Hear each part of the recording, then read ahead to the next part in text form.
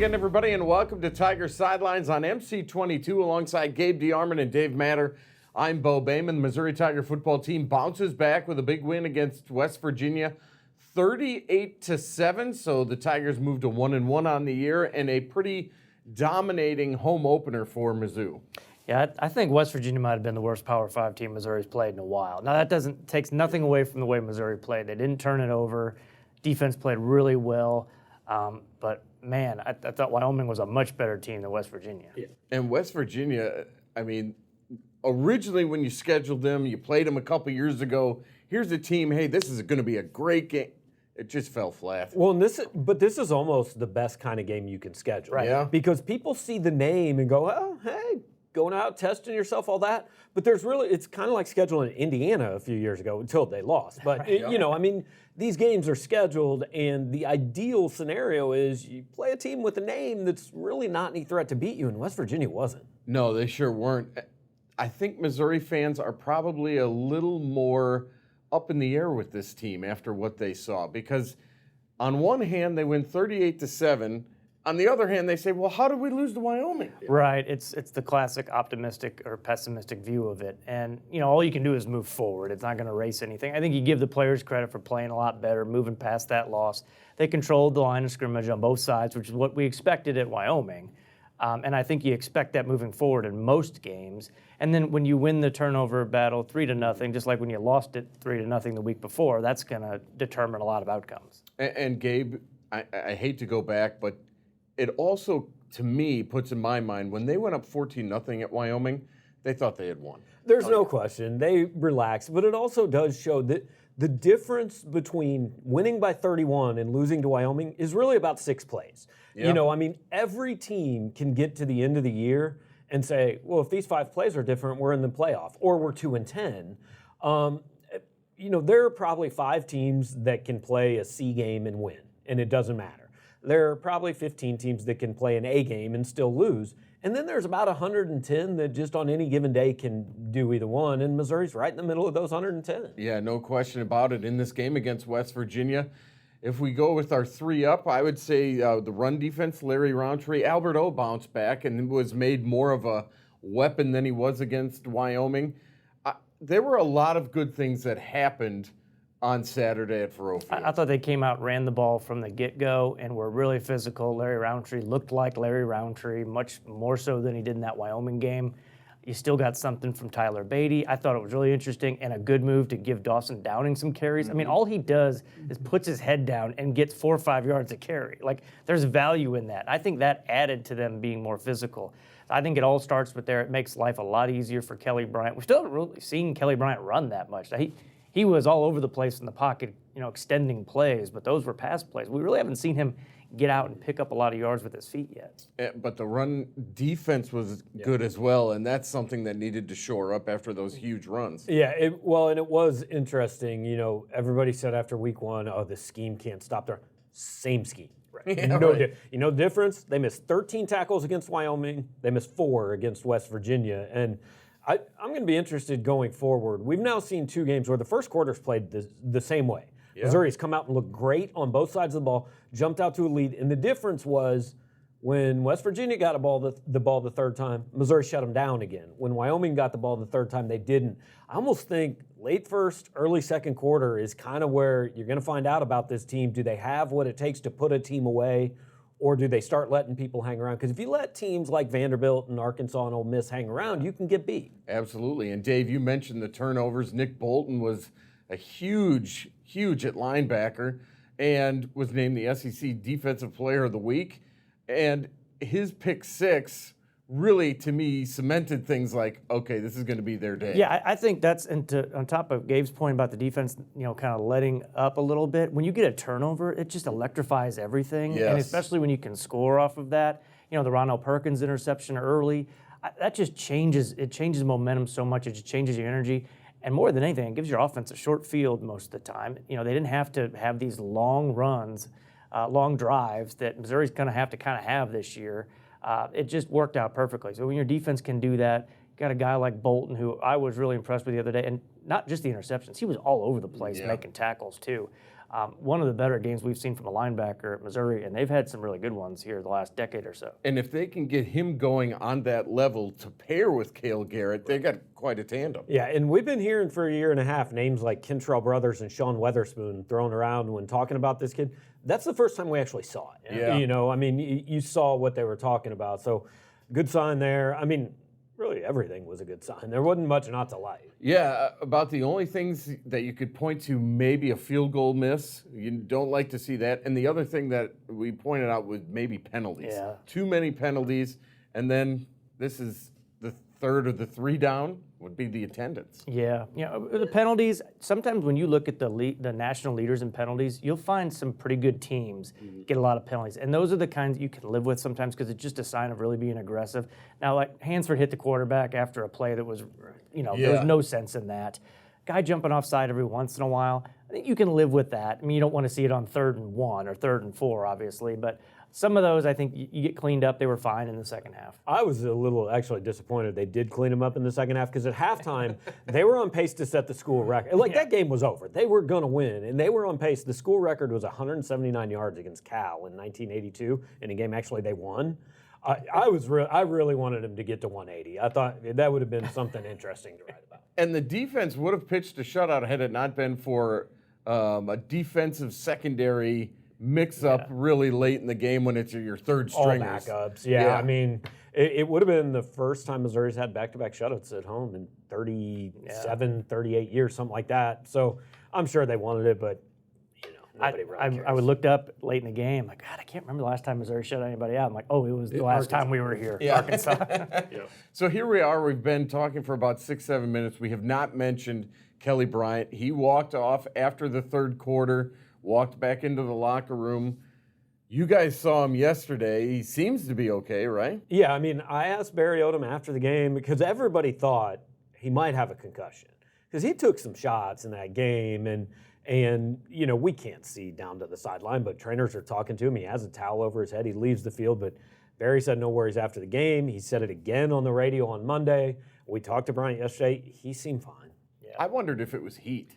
Yeah, I mean, he's from South Carolina, so he's played in heat before. It must have been a lot hotter than I realized. Right, and you don't know what's going through the kid's mind or how he's feeling. Maybe he wasn't feeling great coming into the game, had a touch of the cold or whatever. But I think we give Missouri the benefit of the doubt here. There's such heightened awareness and scrutiny of concussions.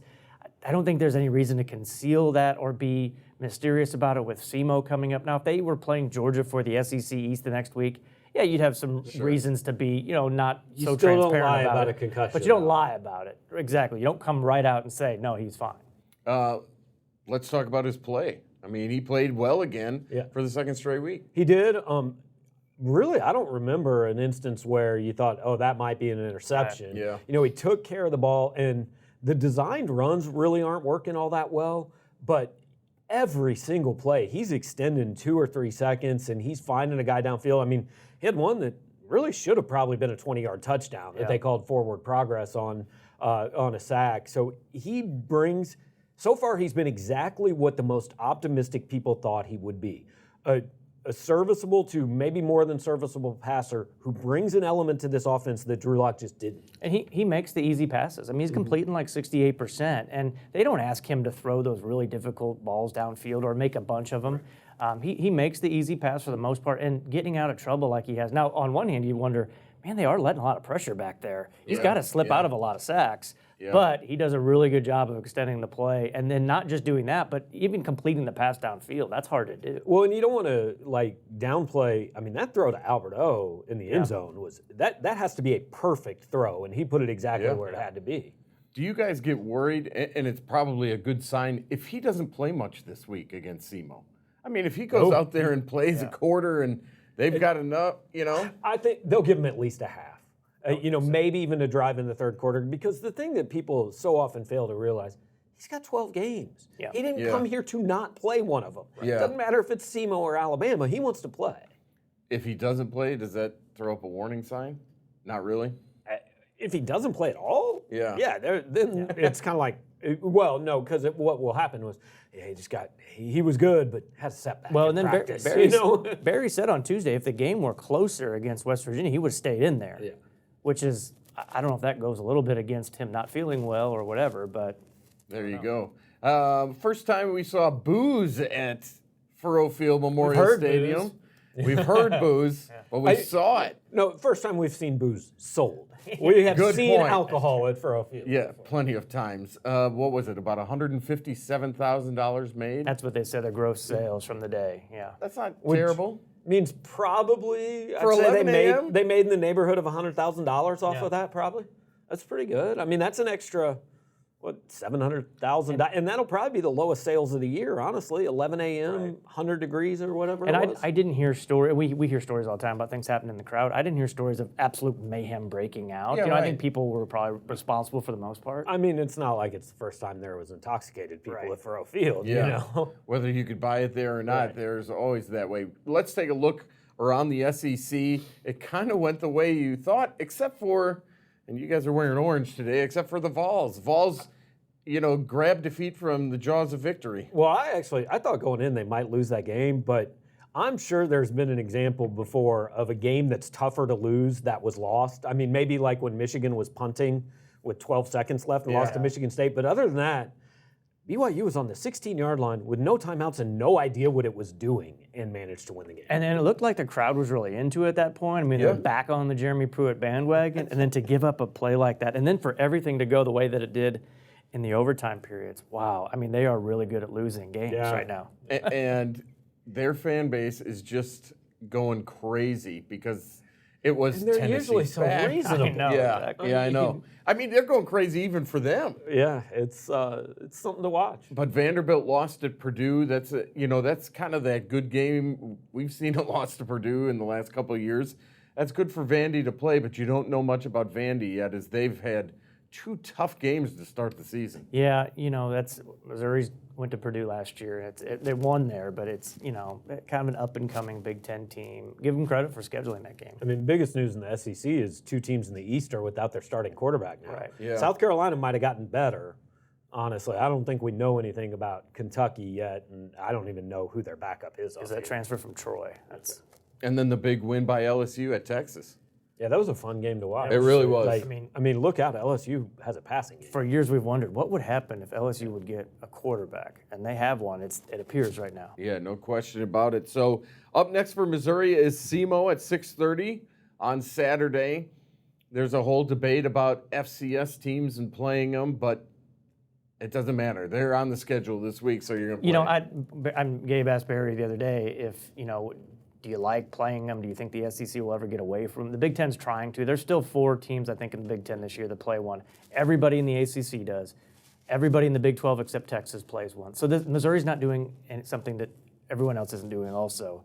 I do like Barry's approach. He kind of pleaded the 5th. He wouldn't take a stand on it. I got the impression that he doesn't really like the game. No, but as long as everybody's doing it, they're gonna And do it. I do like the fact he's like, if we're going to do it, let's play an in-state team. It's good for the state. He likes the staff down at Cape Girardeau.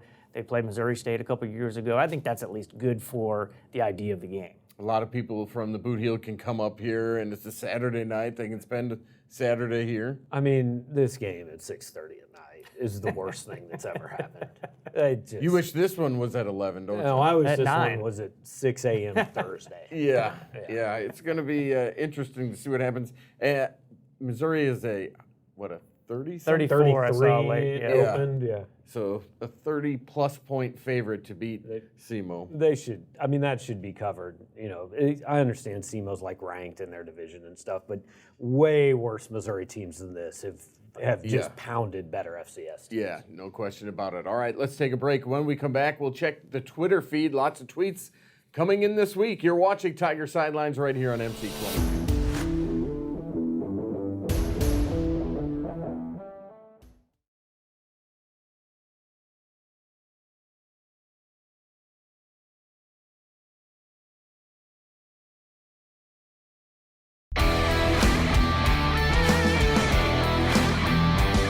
Welcome back to Tiger Sidelines, everybody. This is Dave Matter of the St. Louis Post-Dispatch. Power Mizzou's Gabe DeArmond, and I'm Bo Bayman. Thanks for joining us right here on MC22. We are, of course, at Tiger Sidelines on Twitter, and we're going to start the tweet machine with a Twitter poll that we threw up after the game. What say you, Mizzou fans? Is this the real Tiger team we're seeing today? yes, Wyoming was a fluke. No, West Virginia is bad, or somewhere in between. And I think the fans have it right, sort of somewhere in between. Yeah, I feel like we shouldn't have put somewhere in between in as an option because that's obviously the answer. I mean, of the first two, I would lean more toward Wyoming was a fluke and we're not going to see them play that poorly again. West Virginia's bad, but it's still a Power 5 team. It's still Power 5. You know, they might win a couple games in the Big 12. I'm not sure. That West Virginia-Kansas game, I might stream that. You got out to of sheer fix that curiosity. offensive line to do anything. But yeah, I think the people got that one right. Does the South End Zone facility offer improved media areas for interviewing? Does the coach's presses room reside there? Yeah, everything's down there now. We went down there and eventually found our way to where we were doing interviews. I mean, it's nice. I've walked through the lounge area on my way back up to the press box. I could watch a game there. It's nice. Yeah, no question. Scott says 2 games in. What should Mizzou football's biggest concern be? Kelly Bryant's that you health? lost to Wyoming. Yeah. And that every game your margin for error is less now. If you want to do something special this year, if you want to contend for anything, That's if they play well, they can still be 10-2. If they play well every week. If they play poorly every week, they can still be 3-9. It still goes back to the fact that you wish you'd have won that game by 1 point and said, we can learn stuff after going 1-0. Right. The 0-1 is what really sticks out. Yeah, and now we have seen Missouri is capable of playing pretty soft in the trenches on offense and defense. So we wouldn't have thought that's possible, but now that we've seen it, going into every game, hey, they can always retreat and play like that again. Yeah, no question. What are the chances of getting Bud Heavy sold to the common man at the stadium? I don't know. I mean, they do have bottled water.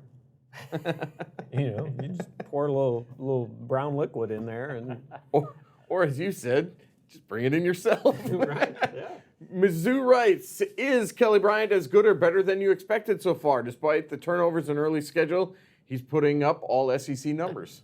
Yeah, let's pump the brakes on that. He's not going to be Tua and Jake Fromm are going. Joe Burrow. Joe Burrow, I forgot about him. Yeah. I mean, he's the Heisman leader. Kellen Mond, when he doesn't play Clemson. But no, he's been better than I thought he would be. Yeah, and the numbers that he put up at Wyoming were out of necessity. In a perfect world, he's not throwing for 400-something yards. I think that's pushed his passing yards number. He's second in the league in yards, but that's not really realistic of who he is, I don't think. But he's been fine. We talked about this. Is Vol football back? I mean, is there seriously another fan base who's so universally disliked as Tennessee? If you ask anybody in the SEC who's your least favorite team and fan base, they will all say Tennessee. So much of it has to do with social media because you've got every time they have a coaching change, they think and expect that John Gruden's going to take the job. Right. And 2 is how they followed up the Greg Schiano Has situation. anybody asked Clay Travis how he feels about Pruitt over Schiano these days? Schiano took it for what, an hour and a half? And then was until it all good hell enough? broke loose. It was a day, maybe. Yeah. Yeah. Do you think Adam Sparks earned a starting gig on Saturday? By far the best tackler in the secondary. Yeah, but he's Situational guy, maybe? I mean, as a cornerback, you got to do more than just tackle running backs. Yeah. I mean, I think he earned playing time. Right. I think they feel good about now the fact that they have 4 legitimate guys. They can survive an injury there. I think they'll be all right, but you can mix and match them. I mean, if you are out there on a day with a ton of receivers, you can give AC and Holmes a series off. And if they have an off day, they're struggling a bit, you put Jarvis Ware in there, you put Adam Sparks in there, and you feel okay about it. So I think depth is fine. You don't have to worry about who's starting. The depth is the important part. Because they'll all play. Yeah. That's the good news. With Bentley and Wilson going down, is now 10-2 realistic? It's possible. I don't know if realistic is the right term because we saw what they did at Wyoming. They're going to have a bad day. They're going to lose a game somewhere along the line where they're even or maybe a little better than the other team. And assuming they lose at Georgia, I now think 9-3 is semi-realistic. Well, also, I'd totally write off the idea of South Carolina being more winnable now that Jake Bentley's out. He didn't play last year. They had a fifth-year senior come in who'd never played before, and he outplayed. The guy they have now is better than he was. He outplayed Drew Lock for 4 quarters in that game. So, I think that's a non-factor. Wilson, he led that long drive against Missouri last year when he wasn't really supposed to be a passer, and he looked pretty good. So maybe that probably hurts them more than I think South Carolina losing. I mean, that South Carolina game that's the season. Yeah. Like, you lose that game and you're sitting 2-2, and your best win is West Virginia. Nobody cares. Right. Yeah. And no question about it, 10-2 would be realistic to me if they were sitting 2-0 right now. Oh, yeah. Right. You know? Odds we land Caleb Love as we step to the basketball court. I mean, 50-50. They will or they won't. No, but look, we'll say this. From everything we were hearing a month ago, they had no chance. And from everything we're hearing now, they've got a chance. I mean, he's still going to visit Louisville and North Carolina and Kansas and Indiana, so not going to be easy, but chances went way up. I mean, Missouri, I'll give Conzo Martin and his staff has done a better job of making these St. Louis kids these really good players. Ramey, the guy that went to Ohio State last year, they're making them consider Missouri more than kids have in the past. You got to finish, though. That's the thing he hasn't really there quite was done. a lot of time this summer where I was getting questions, why are they wasting all this time watching every game Caleb Love plays? Well, this is why, because he hasn't committed anywhere. And they had him on campus this weekend and obviously made an impression. Seemed to have, I mean, I've never heard an official visit didn't go well, but seemed to have gone well. So, I mean, there's a chance. And like Dave said, they're at least in the conversation. Got to finish now, but at least there's no points for second place, but you can't get to finishing second without putting in some effort, which they have done. But getting a kid like this, I mean, that's kind of a program-defining moment. If Conzo Martin can go beat North Carolina and Louisville, which were always considered in the lead, for a local kid who is a heck of a player, that kind of sets things up for the next couple of years and then puts the pressure on, okay, now let's go see it on the court. Yeah, and how good is he? He's pretty good, right? He's pretty good. Yeah. I mean, I think we've got him, he just got a 5th star, number 20 in the country, which who knows, but generally, if you're rated that high, we don't miss on a lot of those guys. That's right. Absolutely. All right, thanks for all the tweets. Don't forget, you can tweet us anytime at Tiger Sidelines. When we come back, we'll talk about an upset for the Missouri volleyball team in winning a tournament. We'll talk about that and more on Tiger Sidelines right here on MC22.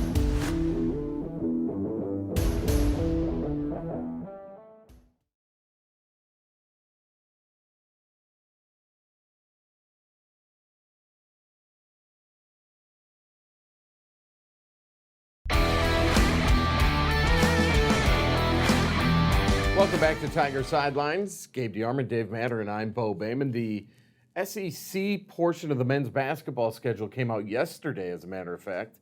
And aside from not until the end of the season are there a lot of Saturday home games. Yeah. I mean, it's just typical schedule release. I think it's a tough start for Missouri. Yeah. I mean, they play the very first SEC game. There's a triple header that first weekend. And they open at Kentucky. Kentucky's going to be Kentucky. They good? I think they're pretty good. And then they come home and host Florida. Florida's going to be a top 10 team. I mean, they got a lot of buzz. And then they go host Tennessee. Now, they lost everybody, but they'll still be fine. Tennessee. And then they go to Mississippi State. They were a tournament team last year. So you start off with 4 tournament teams. And then they go to Alabama, which new coach on the road, like Missouri doesn't have a great track record in winning games like that. Yep. And it's kind of similar to football. You start out 0-5 in the SEC or 1-4, and the buzz just goes straight down. Well, I'm going to be real interested to see, because Conzo Martin has not been shy about this team. I mean, he said to us last year, I think we have a chance to be the best team in the SEC. He's saying, if we're healthy, we're going to make the tournament. I mean, early January, it's going to be real interesting to see how this team has gone through non-conference in the first 4 games of the year. Because if they're sitting there at like 11-7, you're going to start to go, ooh, coach told us it was going to be better. They're going to be road tested too. Now, they don't play great teams on the road in non-con, but they go on the road. They go to Cincinnati. They go to Temple. They're playing Butler in Kansas City, Illinois and St. Louis. So they don't play any really good games at home. I mean, unless we're talking about Wofford, and that's it. So it's an early test for this team. They do. I'll be interested to see, though, if it comes down to like a bubble, what people actually think of their schedule. Because, again, there are a lot of names on there, but I don't really know if there are any good teams. Like, I don't know if beating Butler and Oklahoma this year does a lot for you, even though they're recognizable programs. So we'll see what happens with basketball. That's about a month away from starting as far as practice goes. The volleyball team won the Dayton Invitational. They beat number 14 Michigan on the first match of the tournament and beat them pretty soundly. Then they beat Dayton and Northern Illinois. They're 4-0, and they're ranked number 21 now in the poll. It's a very good start for Missouri, and good test against a ranked team so you can pile up some points as you try to build that resume. Yeah, and it's not just building a resume for postseason, it's building a resume for Josh Taylor. That's right. He's still the interim coach. If they have a winning season, make the NCAA tournament, I guess he's going to shed that interim tag, I would assume. If I'm Wayne Krecklow, I'm thinking, hang on, man, I'd come back I'd do one more year. They're pretty good. They will have the Mizzou Invitational this weekend, starting Friday against Austin Peay. They have Northern Iowa, UMKC, and Boise State here. Soccer went 1-1 on the week, beating Murray State, losing to Loyola Chicago. For the first loss of the season, the team is now 5-1.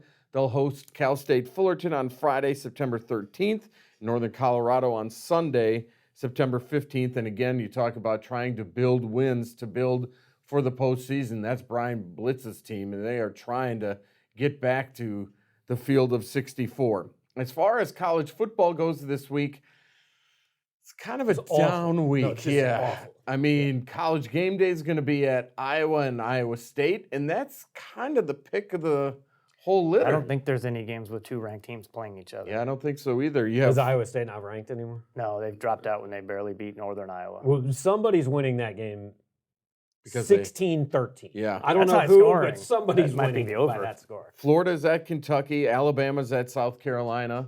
A couple of SEC games that everybody will be keeping their eye on.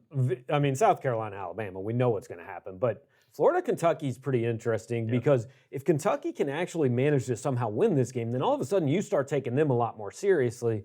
Florida, we think they're going to be, I think it's almost better for the other teams if Florida goes ahead and wins that game because, you think they're pretty good. Because if Kentucky wins that game, it's going to be, gosh, the East is terrible. There's Yeah. only one good team. Nobody will give anybody. It's also going to give a team a boost Right. where, look, if you're in that mix between, I don't know, I guess 2 and 5 at this point, I would say Missouri, Florida, South Carolina, and Kentucky are all kind of in that group. Yeah. Tennessee and Vandy, not as much. But, you don't really want that team that might be 5th to get a win over the one that might be 2nd and jump it up. Right? Yeah, no question about it. And then, of course, SEMO and Missouri. You guys are going to pick that game, or? I picked Missouri. I mean, to win. If Missouri's 31 points better than West Virginia, I think they can cover the 33 or 34. Although Barry really likes his staff. If he gets a chance to run it up, I don't know if he will. And it very easily could be 38-0 at halftime, and then just 41-10 at the end. The second half of this game is going to be all about please run the clock and please don't get anybody hurt. And lots of freshmen probably seeing the field. Yeah, a lot of Dawson Downing. Yeah, a lot of Dawson Downing. All right, we'll talk about it next week on Tiger Sidelines. For everybody behind the scenes, that's Bill and Matt and Brian. That's Gabe DeArmond. That's Dave Matter, and I'm Bo Bayman. Thanks as always for watching Tiger Sidelines on MC22. We'll see you right back here next week as we discuss the Tigers and SEMO. See ya, everybody.